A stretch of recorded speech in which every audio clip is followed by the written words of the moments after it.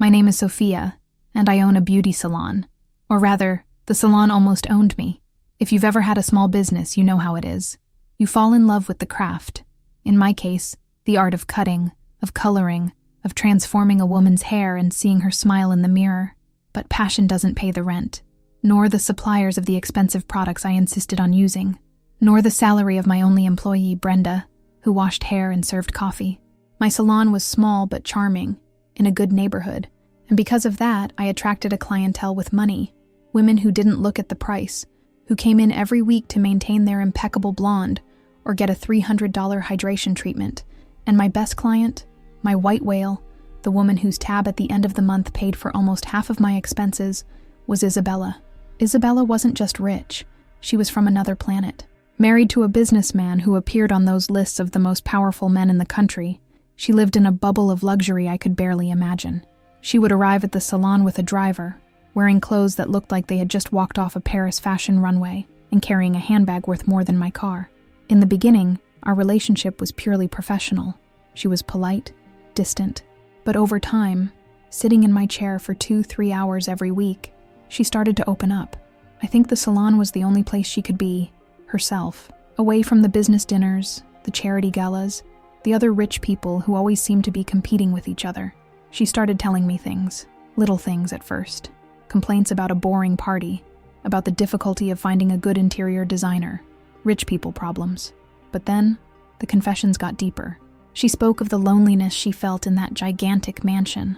She spoke of her husband, the almighty Mr. Montero, who traveled constantly, and who, even when he was home, seemed to be somewhere else, his head in the numbers, the charts, the deals. Sometimes, Sophia, I think I'm just another item in his collection, she told me once, as I was applying color to her roots. Like the cars in the garage or the watches in the safe, something to be maintained, polished, but not necessarily loved. I listened to it all with a mixture of pity and fascination. Her life, which from the outside looked like a fairy tale, up close sounded like a gilded cage. I became her unofficial therapist, the friend she paid to listen. And I'm not going to lie, I liked it. I liked feeling important, being the keeper of secrets for a woman like Isabella. My salon was on its last legs. A rent increase of almost 40% had pushed me to the edge of the abyss. I was already rehearsing how to tell Brenda I'd have to let her go. I was desperate. It was on a Tuesday afternoon that a man walked into my salon. He wasn't a client. He wore an expensive but discreet suit and had the air of someone who didn't smile often. He introduced himself as a consultant from a market analysis firm. The company's name was vague, something like Global Trends and Perceptions. He got straight to the point. Ms. Sophia, he said, our firm conducts research on the consumer habits of high-net-worth individuals. We know you have an exclusive clientele, and we'd like to propose a partnership.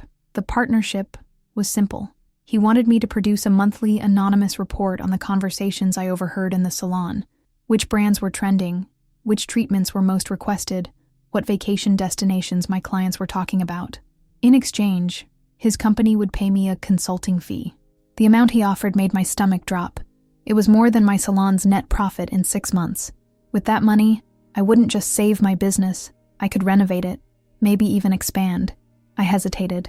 It felt unethical, selling my clients' conversations. The man seemed to read my mind. It's all completely anonymous, of course, he said, his voice smooth. We don't want names. We want trends. It's market research. Many companies do it. You'd be helping us understand what your audience desires.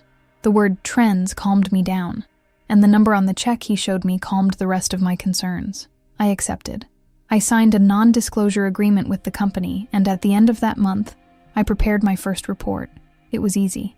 I wrote about how handbag brand X was losing ground to brand Y, about how keratin hydration treatments were more in demand than Brazilian blowouts, about how the Hamptons was their preferred summer destination. I sent the report via email, feeling like a luxury market expert. 2 days later, the money landed in my account. A wave of relief washed over me. I paid the back rent. I gave Brenda a bonus. I was saved. The consultant's reply arrived the same day. A short email. Excellent report, Sophia. Very useful. For the next one, we'd like you to focus a bit more on certain patterns. We are particularly interested in the mood trends and acquisition plans of your client, Mrs. Montero. I read the email once, twice. The blood ran cold in my veins. It wasn't market research. It wasn't about trends. It was about a single person. It was about Isabella. The front company, the consultant, the money. It all came from a single source. Her husband. I wasn't a consultant. I was a spy. And my most important client, the woman who trusted me like a friend, was my target. I read and reread that email maybe 20 times. The words danced on the screen, morphing from a business proposal into a sentence. Focus on Mrs. Montero. It wasn't research. It was an investigation. And I, the indebted hairdresser, was the private investigator who didn't even know she'd been hired. My first impulse was revulsion.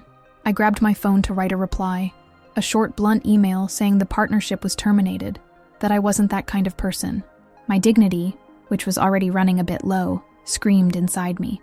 But then, my gaze swept past the salon door, saw the designer chair I had finally managed to buy with the first payment, saw Brenda smiling as she served coffee to a client. I saw the relief in my own bank statement. That money was poison, but I had already taken the first dose. And the truth is, it cured a pain far more immediate than my conscience. The pain of failure. That's when the self-deception began. The deal you make with the devil inside you. Okay, I thought. It's wrong. But I won't tell him anything major. I'll report what she already says openly. Superficial things. The clothes she buys. The parties she goes to. It's just gossip. He probably already knows all of it. I'm just organizing the information for him. I'm not hurting anyone. With that comfortable lie, I decided to continue. But my job changed. My salon chair became a disguised interrogation room. And every session with Isabella became a form of torture. She arrived the following week, punctual as always, bringing the scent of an expensive perfume that seemed to fill the entire room. She was beaming. "You won't believe it, Sophia. Marcus gave me a gift. Out of the blue," she said, referring to her husband. A pair of diamond earrings I'd been eyeing for months. I smiled, a smile that didn't reach my eyes. "That's wonderful, Issa. You deserve it." But inside, I was ice cold. Was the gift a coincidence? Or was he trying to placate her, keep her happy while paying me to watch her? As I washed her hair, my questions, which were once natural, now felt calculated. "So, the charity event last week? Was it good?" I asked. "Ugh, it was a bore," she replied. "But I ran into a friend I hadn't seen in years, Renata. We talked all night. My amateur spy brain logged the information. Met old friend. Name, Renata. Any shopping? Anything new?" I continued, my voice sounding a little too casual. "I'm thinking of buying a new painting for the living room. Maybe one of those contemporary Russian artists that are in vogue. Interest in contemporary Russian art." The information piled up in my head. I felt dirty. That night, preparing the second report was an exercise in guilt. I tried to be vague. Client demonstrated a good mood, mentioned social events and future purchasing plans.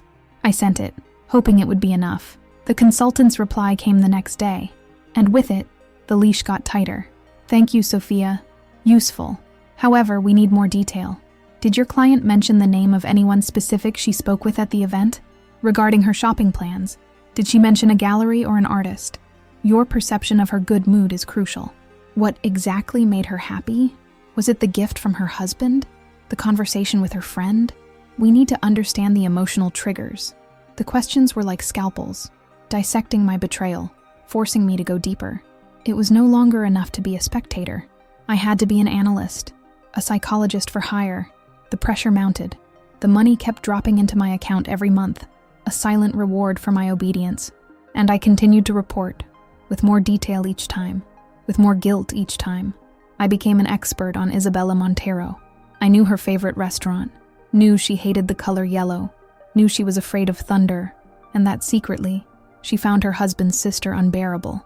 And with every secret I passed on, I felt more like an accomplice, and more distant from the woman who trusted me.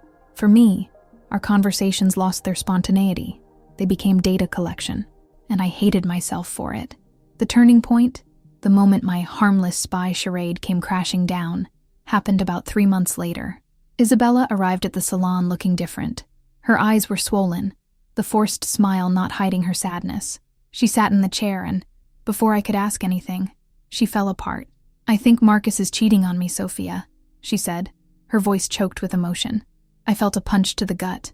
I found a receipt in the pocket of his coat. A hotel receipt. A boutique hotel here in the city.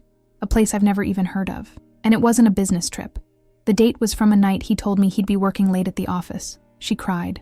A silent cry. From someone accustomed to crying inward. And I, her friend, her confidant, comforted her. I put my arm around her shoulders, told her there must be an explanation, that men are absent-minded. I lied. I lied through my teeth, while my spy brain recorded every detail. Suspects' infidelity. Evidence.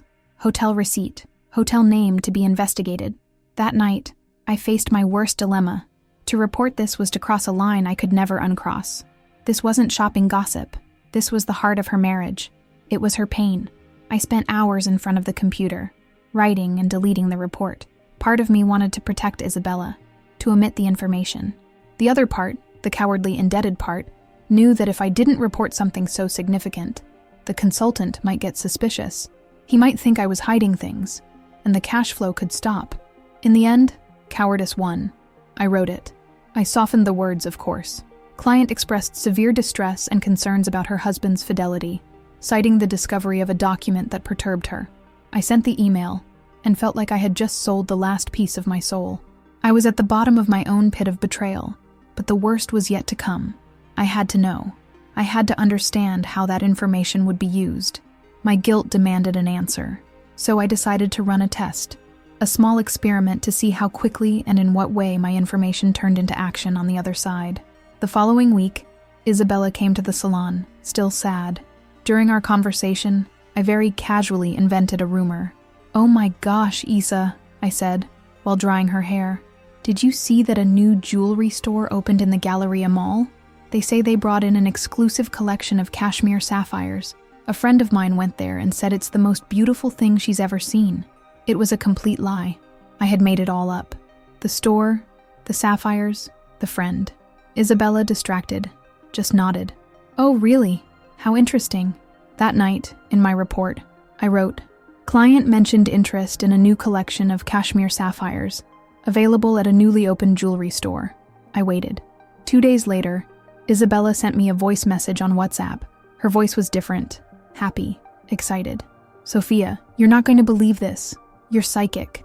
Marcus came home today with a box, and inside, a cashmere sapphire necklace. He said a friend mentioned the new collection to him, and he remembered I love sapphires and decided to surprise me. Isn't he the most thoughtful man in the world?"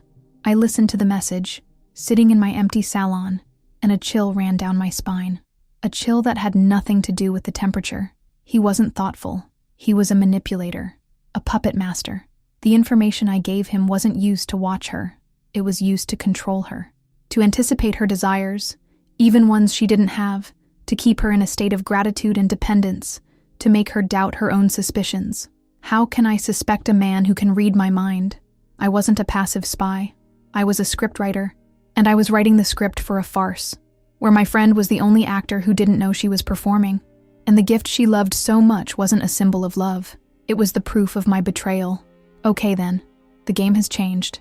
Our hairdresser, Sophia, has realized she isn't just a piece on the board. She's the hand that moves the queen. Guilt and fear will now give way to something much more dangerous, a plan. In this third part, we'll follow her transformation, from a guilty spy to a double agent, playing the game of manipulation against the master himself. The tension will be built on the tightrope she has to walk, protecting her friend while deceiving a powerful and dangerous man. The listener will feel her paranoia as if it were their own. Let's get to the third act, that sapphire necklace.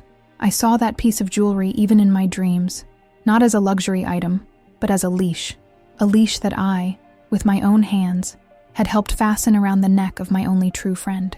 That gesture, which for Isabella was proof of her husband's love, was for me the proof of my complicity. It was the signature on my contract of betrayal.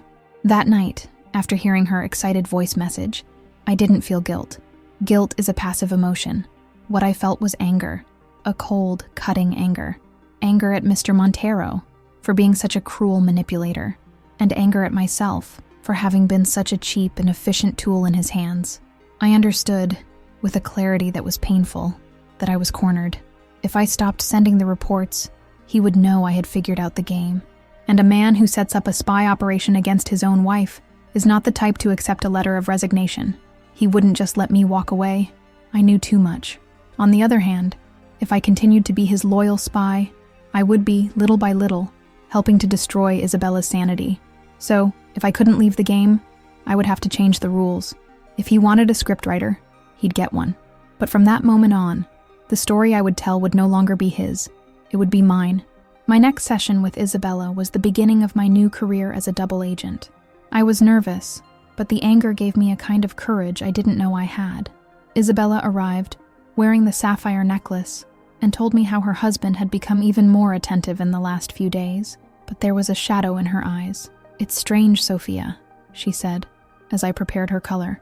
"Sometimes I feel like he knows what I'm thinking before I even think it. It's romantic, I guess. But it's also a little scary." Bingo. That was my cue. She was sensing the manipulation, even without understanding it. That night, in my report to the consultant, I wrote my first piece of fiction. It was a masterpiece of disinformation. "Weekly report," I began. "Mrs. Montero presents a remarkably positive and stable state of mind. The recent gifts seem to have completely dissipated her previous doubts. She describes her husband as attentive and present. Her conversations indicate a renewed focus on the relationship. She even mentioned a desire to plan a second honeymoon, a surprise romantic trip for the two of them, to make up for the period of uncertainty she felt. It was the perfect lie. It painted a picture of his control being a success, keeping me as a valuable informant. But at the same time, it threw a smokescreen over Isabella's real suspicions. I was building a false narrative, a Schrodinger's Isabella, that only existed in the emails I sent. The consultant swallowed the bait. The reply was short and satisfied. "Excellent, Sophia. Continue to monitor this positive trend."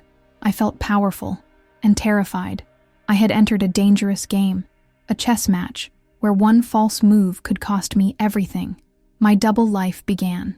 During the day, at the salon, I was Isabella's friend and confidant, listening to her real anxieties. And at night, in my apartment, I became a novelist, creating a happy, docile version of her for her husband's reports. I started planting seeds.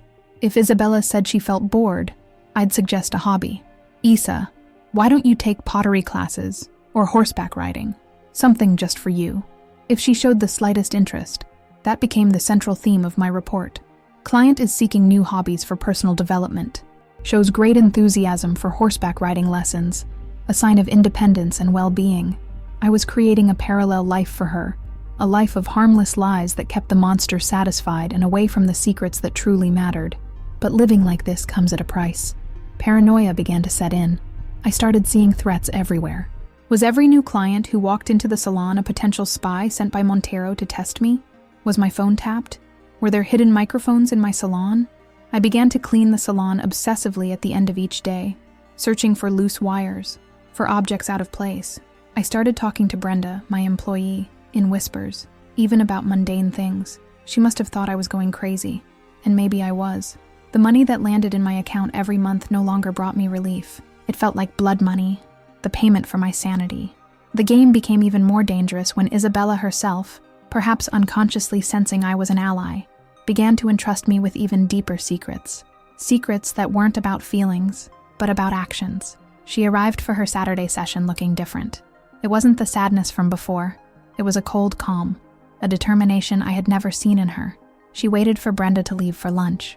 And then, in a low voice, almost a whisper, she said, "Sophia, I need to tell you something, and I need you to swear this won't leave this room." I felt a chill. I swore. "I'm leaving, Sophia," she said. "I'm going to leave Marcus."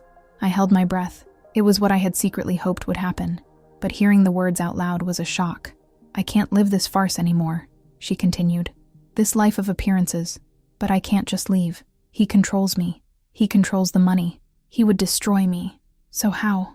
I asked, my voice failing. She leaned closer, the scent of her expensive perfume mixed with the smell of fear. "I have an account, a secret account in Switzerland. He doesn't know it exists. It's my escape fund. My father helped me open it before I got married, as a safety net. I've been putting money into it for years. Small amounts, gifts, inheritances. It's enough. Enough for me to disappear and start a new life, in another country, far away from him." It was the bombshell, the information that, If it reached her husband's ears, would end everything. Her plans, her freedom, her life. She told me her plan. She would go the following week, under the pretext of visiting an art gallery in Zurich. But from there, she would catch another flight and disappear. "You're the only person in the world who knows this, Sophia," she said, holding my hand. Her hand was ice cold. "The only one I trust." Her words were like a knife in my chest. The only one she trusted, and that person was a traitor, a paid spy. That night, I couldn't sleep. I paced back and forth in my apartment. The information burned in my mind. I held Isabella's future in my hands.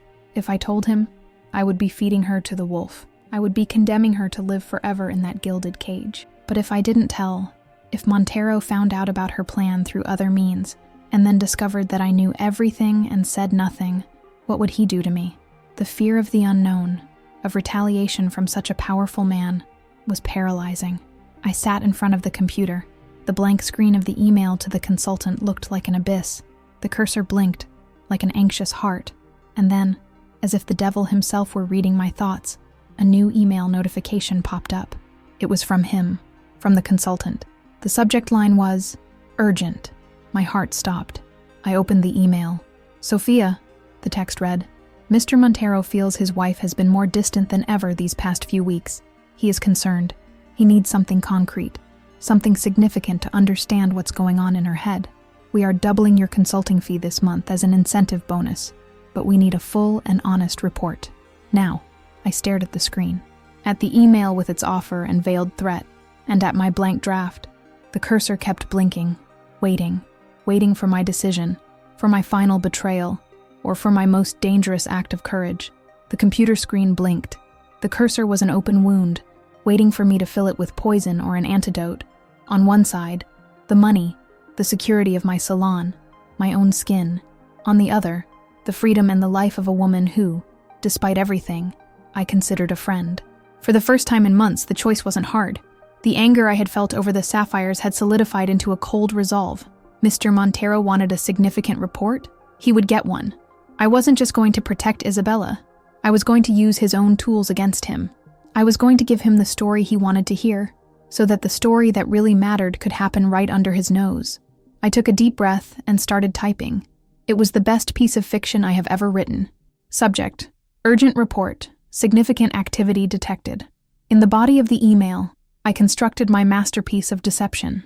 As requested, I wrote, "I have deepened my inquiries.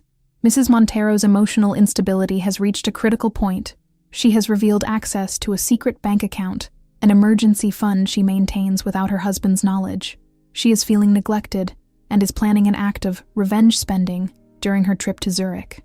My intelligence indicates she will use a substantial amount to acquire a piece of jewelry at a private, exclusive auction. The piece is a rare diamond, known as the Tear of Zurich. It appears to be an impulsive act, to reassert her value and purchasing power. She is acting out of spite, not logic. I believe that after this extravagant purchase, her emotional crisis will dissipate, and she will return to her normal state." It was the perfect bait. It gave him the bombshell information he wanted, the secret account, but it framed it in a context that would make him feel in control.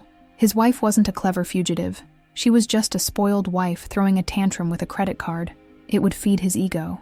And more importantly, it would direct all his focus and resources to an event that didn't exist. I hit send and waited. The consultant's reply came in less than an hour. "Received. Valuable information. The bonus will be deposited. Keep us informed." The first part of the plan had worked. Now came the most dangerous part. The next day, I called Isabella on her personal number, something I rarely did. "Isa, it's me," I said, my voice low. "I need to talk to you. Not on the phone. In person. Somewhere safe." We met in an anonymous cafe downtown, far from the chic neighborhoods she frequented. She arrived in disguise with dark glasses and a scarf on her head, looking like a movie star fleeing the paparazzi. I told her everything, every detail. The initial email, the reports, the money, the invasive questions, the sapphires. Her face went through all the stages: shock, denial, a silent fury, and finally, a cold, chilling understanding. The sadness she had felt gave way to the same cold anger I had felt. "I don't believe it," she whispered.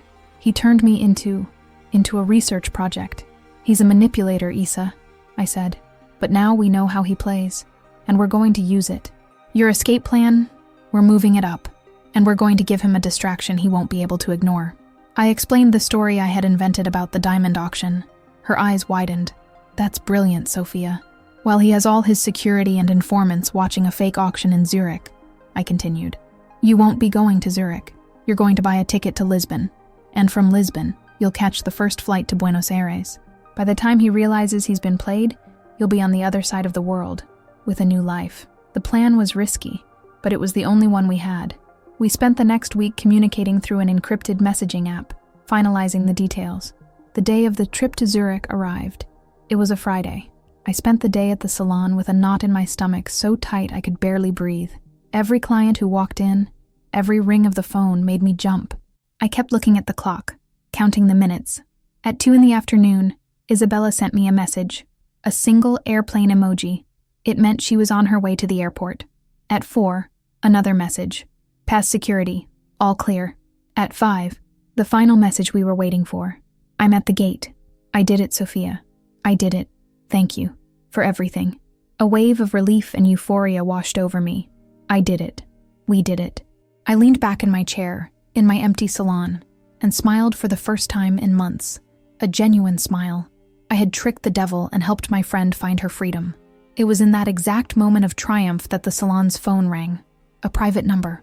I answered it, distracted, thinking it was a client wanting to book an appointment. Sophia's beauty salon. Good afternoon, I said, my voice still full of joy. There was a pause on the other end of the line. And then, a voice I had never heard directly before spoke. A man's voice, calm, cold, and with unmistakable power. Good afternoon, Sophia. My smile froze. My blood turned to ice. Nice show, the voice continued. A performance worthy of an award. The tear of Zurich diamond. I must admit, that was a touch of genius. It was him, Mr. Montero. But, the voice went on, and I could almost feel the cruel smile on the other side of the line. Did you really think I'd trust a spy I bought myself? My world collapsed. Your information about the auction was creative, he said. But while your friend was proudly walking to Gate 12 for the flight to Buenos Aires, my team was waiting for her at the entrance to Gate 12. They were very discreet. No, no, no. She's here with me now, Sophia, in our private hangar. She's a little disappointed in you, of course, but she understands. She wants to thank you personally for your help in testing the loyalty of a future employee. I couldn't breathe. His words made no sense. Employee? Yes, he said. Your plan was excellent. It showed initiative, courage, creativity, qualities I value. The trap was never for Isabella. The trap, Sophia, was always for you. I needed to know how far you would go. And you went far. Far enough. A car is on its way to pick you up. Don't worry. Isabella is fine. We are fine. We're waiting for you. I hung up the phone. Or maybe I dropped it from my hand. I don't know. I stood there in the middle of my salon, staring at nothing. The euphoria had turned into the purest, most absolute terror. I wasn't a double agent. I was an idiot. I wasn't playing chess. I was just a pawn, sacrificed in a move I didn't even know existed. And the game I thought I had won was just the entrance exam for a much deeper hell. The silence on the other end of the line was the loudest thing I'd ever heard. I didn't hang up the phone. It simply slipped from my hand, hitting the floor with a dull thud. My salon, my little safe haven, suddenly felt like a cell. Every mirror reflected the face of an idiot. Me. I didn't even have time to process. In less than 5 minutes, a black car, the same luxury sedan that had taken me to the mansion the first time, stopped silently at the salon door. The driver didn't get out. The back door just swung open. A silent, irrefusable invitation. Brenda, my employee, looked at me with wide eyes, not understanding a thing. Sophia, who is that? She asked. It's a new client. I lied. The last lie in a long chain. I'll be right back. I knew I might not be coming back. The drive was in absolute silence. I didn't ask where we were going. I knew. The driver didn't say a word. I stared out the window, the city lights blurring past, and my mind raced in circles, trying to understand, testing the loyalty of a future employee. What employee? What loyalty? I had just proven I was a traitor to him. I deceived him. I tried to help his wife escape. In what world was that a successful test? We arrived at a private airport, far from the hustle of the main one. The car passed through security gates and stopped in front of a huge hangar, white and so clean it looked like a laboratory. The hangar door opened. Inside, a private jet gleamed under the lights, and next to the jet, there was a small bistro table with 2 chairs. Seated at the table, as if they were waiting for coffee in Paris, were Isabella and Mr. Montero. The scene was surreal. There were no guards pointing guns, no shouting. Isabella wasn't crying or looking scared. She looked at me, with an expression that was neither anger nor disappointment.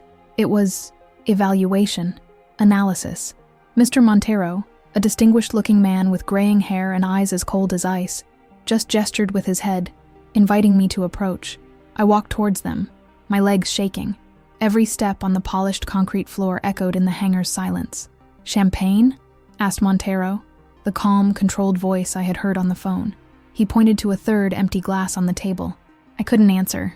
"Sit down, Sophia," Isabella said, her voice perfectly calm, the same voice that had cried on my shoulder.